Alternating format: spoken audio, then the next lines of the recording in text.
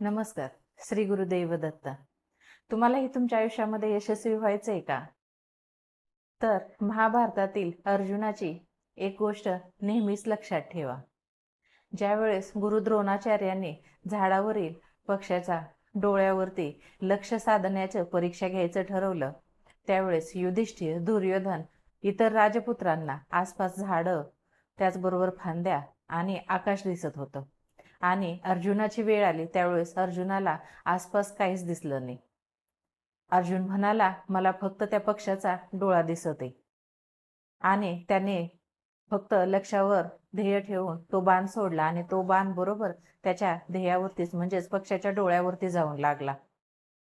अर्जुनाचं लक्ष हे फक्त त्याच्या ध्येयावरती होतं, त्याच्या अडचणींवर नाही.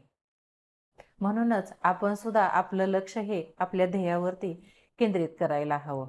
ज्यावेळेस तुमचं लक्ष तुमच्या ध्येयावरती केंद्रित असेल ना, त्यावेळेस कोणतीही गोष्ट तुम्हाला यशस्वी होण्यापासून अडवू शकणार नाही.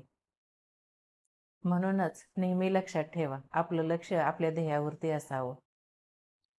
व्हिडिओ आवडला तर लाईक करा, शेअर करा आणि कमेंटमध्ये जय श्री कृष्ण लिहायला विसरू नका.